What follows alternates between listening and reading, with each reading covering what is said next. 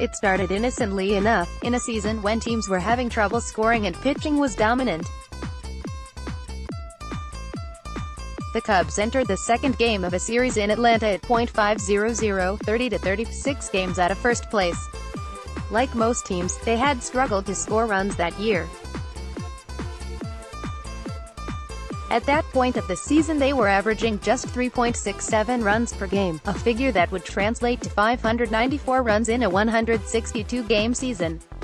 By comparison, the 2017 Cubs scored their 594th run in their 123rd game, and the 2018 Cubs, averaging 4.87 runs per game, would pass 594 in their 122nd game if they keep up that pace. The Cubs took a 2-0 lead in that June 15, 1968 game on a two-run double by Lou Johnson in the second inning. Those would be the last runs they would score for nearly a week. The Braves tied that game 2-2 in the fourth, and won it on what we now call a walk-off, a double by Hank Aaron, and they didn't call them walk-offs in 1968, in the 10th inning. The Cubs didn't score in the final 8 innings of that game. Scoreless streak, 8 2/3 innings because they scored those 2 runs with 1 out in the second. June 16, 1968 Fergie Jenkins threw 10 shutout innings, one more than his opponent, Phil Niekro, in a battle of future Hall of Famers. Yes, starters still threw into extras in those days. With 2 out and 2 on in the top of the 10th, Leo DeRocher sent Al Spangler up to bat for Fergie. Spangler was a good pinch hitter who had 11 pinch hits that year, including a double, 2 triples and a home run. Here, he grounded out, and in the bottom of the 10th, Chuck Hartenstein issued a 1-out walk and Joe Torre hit a double for another Braves walk-off win, 1-0. Scoreless streak, 18 2/3 innings. June 18, 1968 After an off day, the Cubs began a 3-game series in St. Louis. It didn't help the offense. The Cubs had 8 hits and 3 walks and went 0 for 9 with RISP. Sound familiar? Bobby Tolan homered off Bill Hands in the 5th inning, the only run of the game, the second straight 1-0 loss. Nelson Briles of the Cardinals completed this game, an 8-hit shutout. Scoreless streak, 27 2/3 innings. June 19, 1968 Steve Carlton, another future Hall of Famer, one-hit the Cubs, the only hit a single by Glenn Becker leading off the 4th inning. This was one of 23 times the Cubs were one-hit during their record no-hit streak of 7,920 games between 1965 and 2015.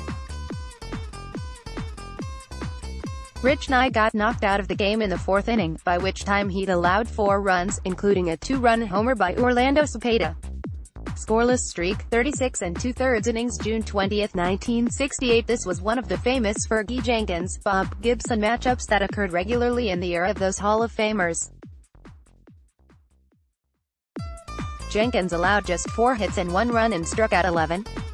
But Gibson, who had one of the greatest pitching seasons ever in 1968, threw a 5-hit shutout. All 5 hits were singles, one by Jenkins, and only one Cub reached second base. The only Cardinals run scored on a triple by Lou Brock, followed by a Curt Flood single. Fergie's with L record that year, back when with L actually meant something, was 20-15. He was the losing pitcher in 5 1-0 games in 1968, 2 of them in this streak alone. Scoreless streak, 45 2/3 innings. June 21, 1968 At last, after being shut out 4 straight times and for most of a 5th game, the Cubs broke through on the scoreboard with 1 out in the 3rd against the Reds in Cincinnati. Not that it was any great offensive feat. Reds pitcher George Culver walked the bases loaded and Billy Williams hit a sacrifice fly for a 1-0 lead. Hooray! The streak ended at 48 innings, which set a National League record and tied the Major League record set by the 1906 Philadelphia Athletics. The Cubs won the game 3-2, but not before the Reds had the tying and winning runs on base in the bottom of the 9th. Ted Abernathy got Chico Ruiz to pop up to end it, and it happened 50 years ago today. That Cubs team continued to struggle, though. They lost 6 in a row after that win to drop to 10 games under .500 at 31-41, and hit 10 under again at 35-45. But then they had a fantastic second-half run, going 49-33 to finish at 84-78, to this day the only Cubs team to come from 10 games under .500 to finish with a winning record, a prelude to the great start the team had the following year. The 2007 Cubs are second to this, coming from 9 under at 22-31 to finish 85-77. The 1968 Cubs wound up scoring 612 runs, which in that scoring-challenged season was second best in the National League. In 2017, 612 runs would have been second to last in the NL, better only than the Padres, who scored 604. This scoreless streak remains the MLB record to this day. The Kansas City Royals made a run at it last year, but came up 5 innings short. You can read about that here.